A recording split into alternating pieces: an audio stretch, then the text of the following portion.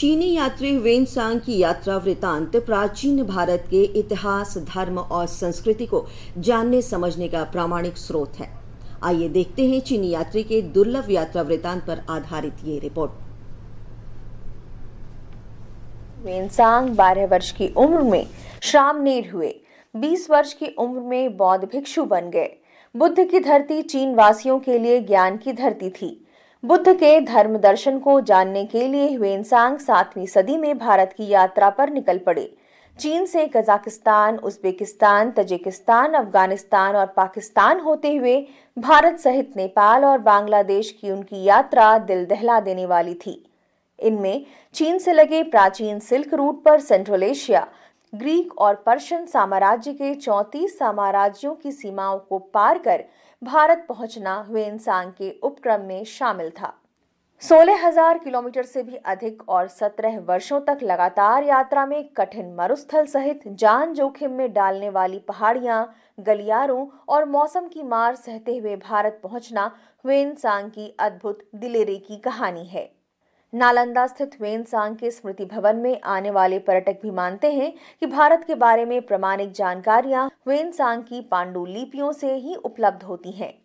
जब वो नालंदा आए तो नालंदा का उन्होंने उस पीरियड में अध्ययन किया और इसके बाद इसके बारे में बहुत सारी पांडुलिपियां लिख के अपने यहाँ ले गए। और जो भारत के लिए उस समय भारतीय इतिहास के संदर्भ में बहुत सारी बातें उसमें थी और पूरे इतिहास का विवरण आज जो भारत में हमको मदद मिलती है वह ह्वेनसांग के पांडुलिपियों से भी मिलती है। ह्वेनसांग की चीन से भारत की यात्रा उनके साहस के साथ ज्ञान की जिज्ञासा का उदाहरण प्रस्तुत करती है।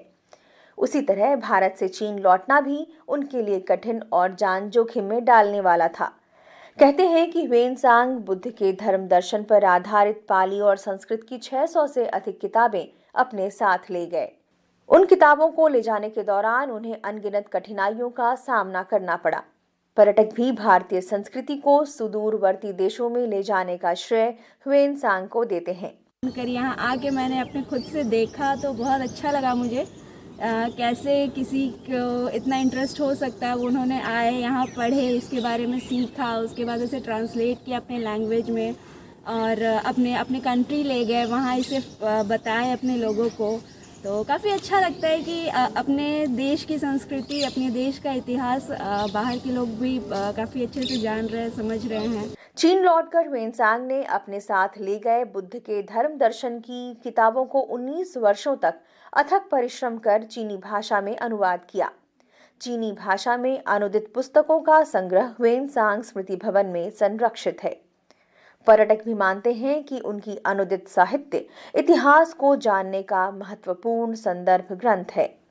ह्वेनसांग को तो अभी तक किताबों में पढ़ा था कि वो भारत आए थे और बुद्धिज्म के बारे में और देश के बारे में तमाम चीज़ लिखे थे, लेकिन आज यहाँ आके पहला तो ये समझ में आया कि पीठ पे ऐसा चित्र देखते थे, फिगर तो समझ में नहीं आ रहा। आज समझ में आया कि ये तो किताब लाद के ढो रहे हैं और जो ये पिट्ठू पे लादने का, किताब लादने का ऐसा कल्चर आज की तारीख में लैपटॉप लेके लोग जरूर घूमते हैं। ज्ञान का खजाना है, तो उस समय के ज्ञान का खजाना किताब थी और यहाँ आके देखा उनका तमाम किताबें चाइनीज भाषा में ट्रांसलेट करके यहाँ रखी है। ये सब संदर्भ ग्रंथ, रेफरेंस ग्रंथ है, इस पर इतिहास लिखने में बड़ा मदद मिलेगा।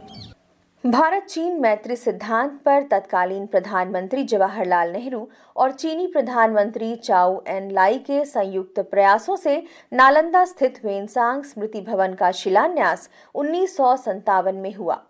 नव महाविहार नालंदा के तत्कालीन निदेशक भिखु जगदीश कश्यप की ह्वेनसांग स्मृति भवन के शिलान्यास से लेकर मूर्त रूप देने तक महत्वपूर्ण भूमिका थी। स्मृति भवन भारत सरकार के संस्कृति मंत्रालय के अधीन संरक्षित है।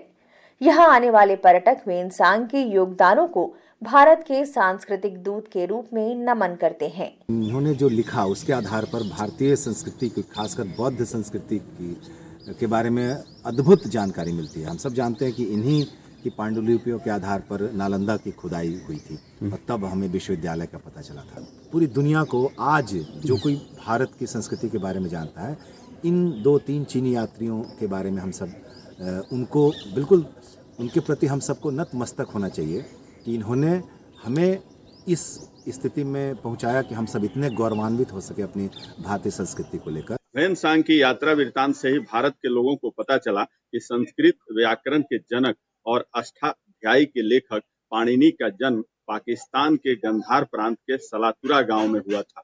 ह्वेनसांग की यात्रा वृत्तांत के आधार पर ही ब्रिटिश राज के पुरातत्वविद सर कनिंघम नालंदा महाविहार और बोध गया सहित कई प्रसिद्ध बुद्ध स्थलों के भग्नावशेष को चिन्हित कर खुदाई कराई थी। नालंदा से अजय कुमार की रिपोर्ट, दूरदर्शन समाचार, पटना।